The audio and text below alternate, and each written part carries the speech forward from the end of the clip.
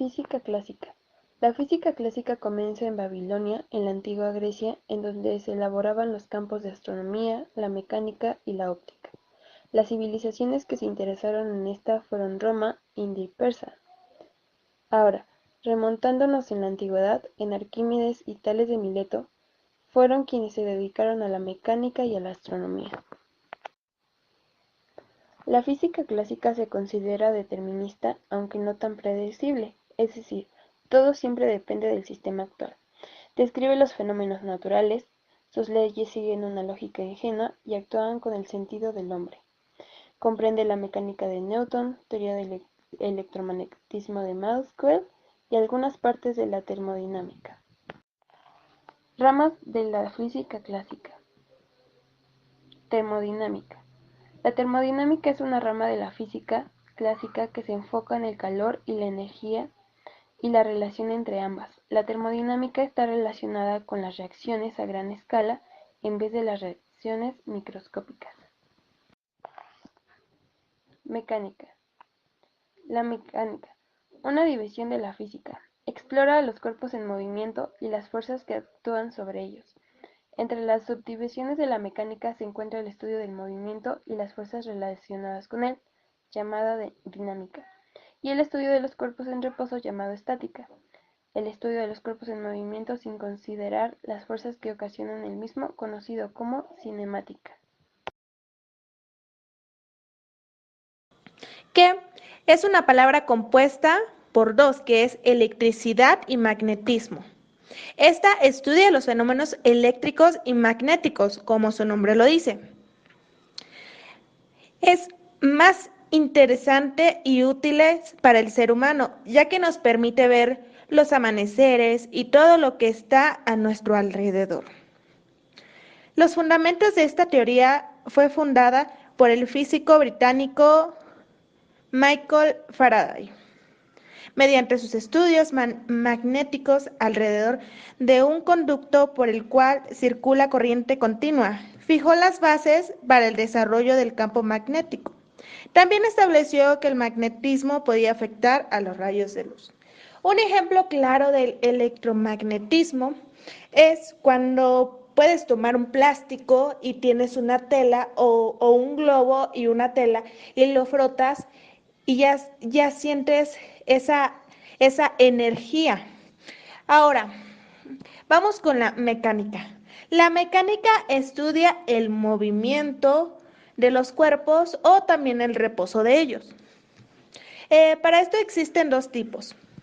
La energía potencial es la energía posible en un cuerpo. Ejemplo, un carro de montaña rusa justo antes de bajar. Es donde surge la pregunta, ¿a qué altura se encuentra? Bueno, para esto existe una fórmula de energía potencial que es igual a masa por aceleración de la gravedad por altura. Y la otra es la cinética. La energía cinética depende de la velocidad de un objeto en un momento. Su fórmula suele ser energía cinética igual a masa por velocidad al cuadrado. La suma de estas dos energías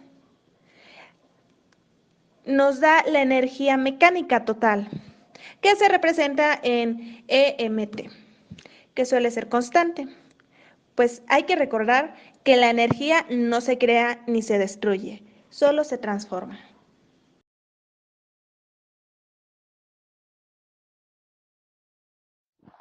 Óptica. El estudio de la óptica en la física clásica explora las propiedades de la luz desde su espectro visible hasta la radiación ultravioleta e infrarroja. Teoría cuántica. Esta teoría es uno de los pilares fundamentales de la física actual, ya que reúne en un formalismo matemático y conceptual un conjunto de ideas introducidas al inicio del siglo XX.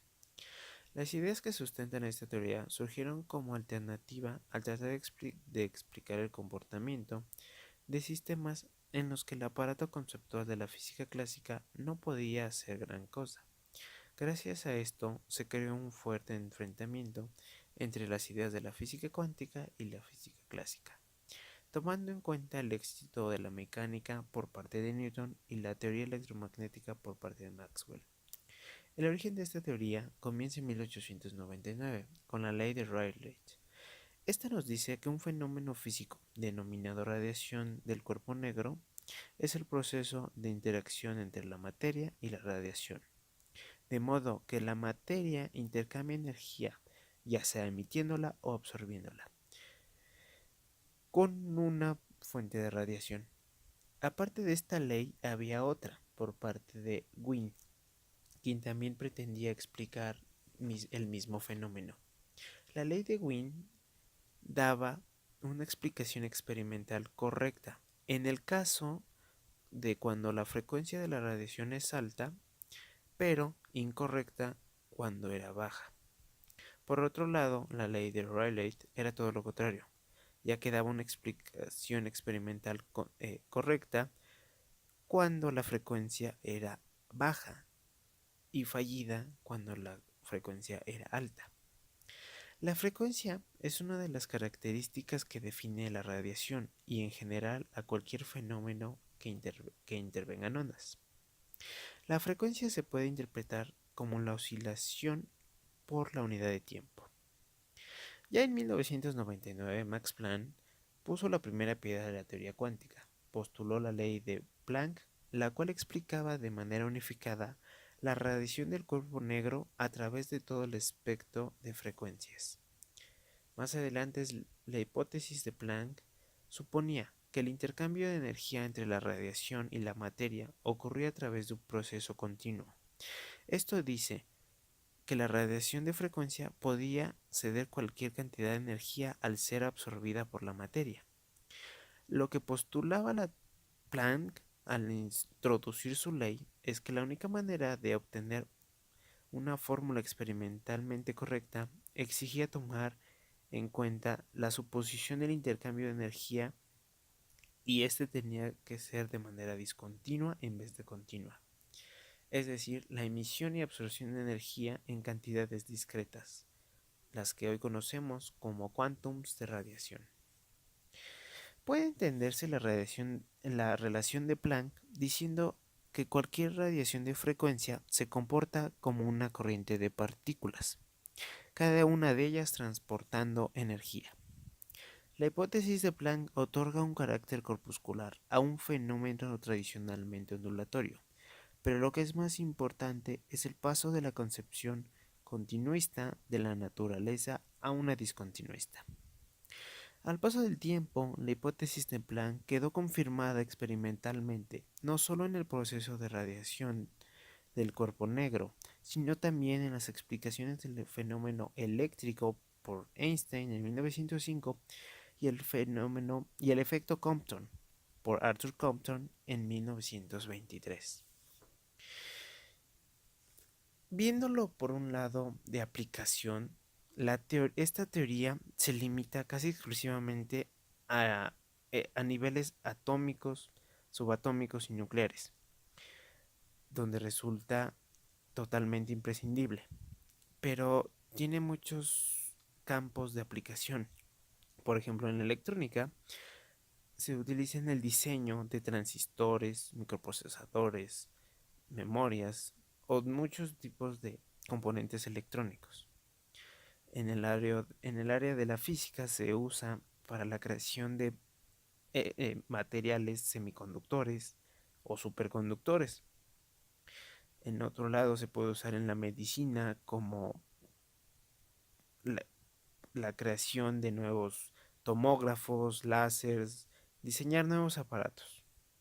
También se puede usar en la criptografía, en la cosmología, etcétera. De esta manera, esta teoría se extiende en muchos ámbitos y gracias a esto toma fuerza su validez. Ya por último, daré una breve cronografía de la teoría cuántica, iniciando en 1900 con la hipótesis cuántica de Planck, diciendo el carácter corpuscular de la radiación. En 1905, Einstein explica el fenómeno fotoeléctrico aplicando la hipótesis de Planck. En 1911, los experimentos de Rutherford establecen el modelo planetario átomo, tomando el núcleo como protones y las órbitas externas como electrones. En 1923, Arthur Compton presenta una nueva verificación de la hipótesis de Planck a través de la experimentación del efecto que lleva su nombre. En 1924, la hipótesis de de Broglie asocia cada partícula materia a una onda, de manera complementaria a como la hipótesis de Planck dota de propiedades corpusculares a la radiación. En 1925, Werner Heisenberg plantea un formalismo matemático que permite calcular las magnitudes experimentales asociadas a los estados cuánticos. En 1926, Erwin Schrödinger plantea la ecuación ondulatoria cuyas soluciones son las ondas postuladas teóricamente por de Broglie en 1924. En 1927, el Congreso Solvay de Física, dedicado al tema electrones y fotones, produce un debate entre Einstein y Bohr, como defensores de posturas antagónicas sobre los problemas interpretados que plantea la teoría cuántica. En 1928, la experimentación de difracción de partículas confirma la hipótesis de Broglie referente a las propiedades ondulatorias asociadas a las partículas. El fenómeno de difracción es propio de las ondas. En 1932 es la aparición del trabajo de fundamentación de la teoría cuántica, elaborado por el matemático John von Neumann. Bueno, pues eso es todo de la parte de la teoría cuántica. Gracias.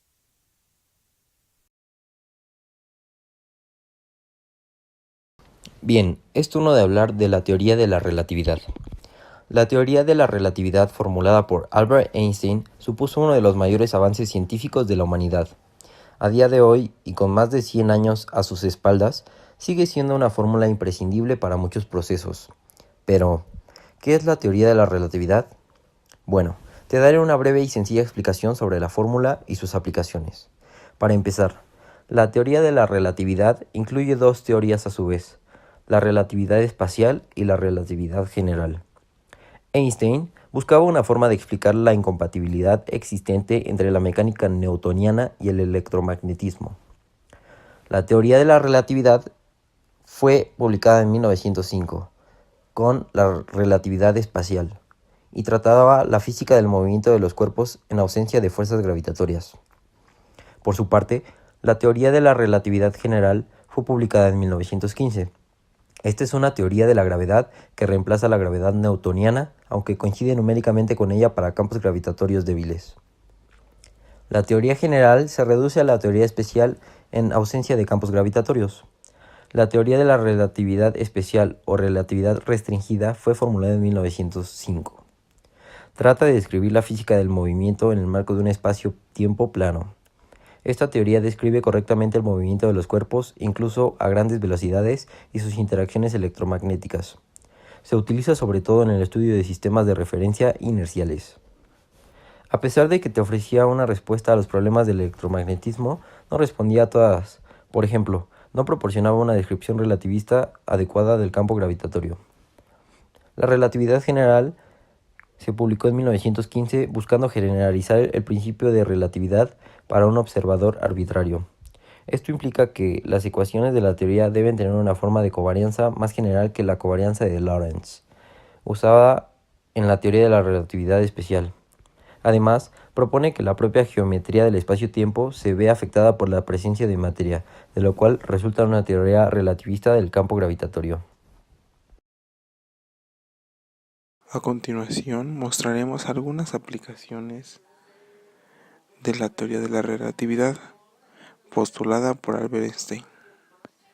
Como ya lo habíamos mencionado, la teoría de la relatividad se encuentra en todos los estratos de la física actual, pues la teoría de la relatividad sirve para explicar todo el universo, la distribución de las estrellas y de los planetas.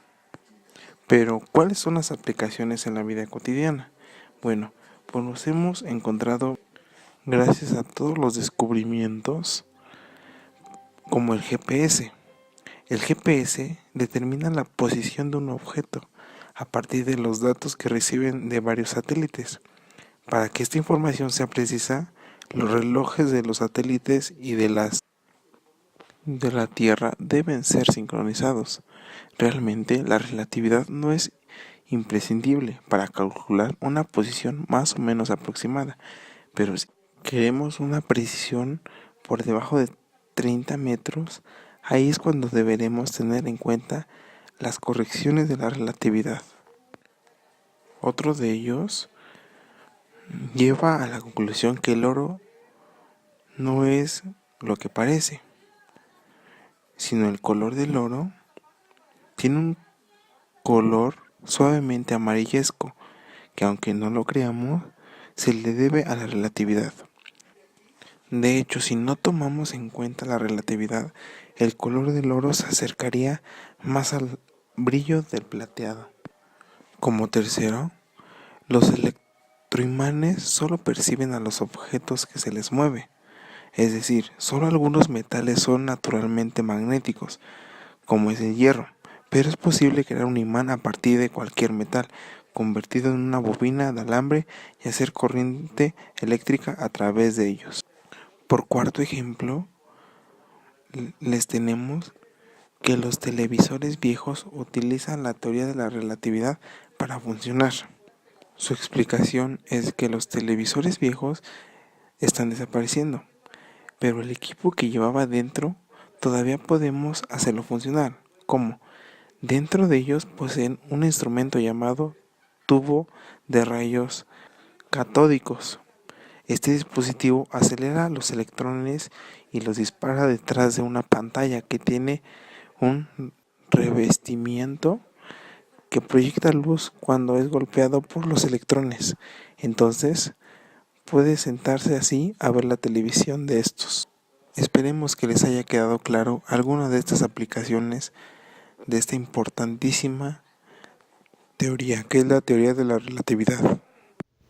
La física está en las bases mismas de la materia y energía. Es por ello que últimamente se cuestiona sobre ¿qué ha hecho la física últimamente? Pues bien, la física es de todos y cada uno de los objetos que utilizamos hoy en día. Todo comienza con Albert Einstein, cuando dejó inconclusa la teoría de todo, la teoría del campo unificado, siendo esta una ecuación que resumiría todas las fuerzas físicas en todo el universo, cuya ecuación desvela los secretos de las estrellas.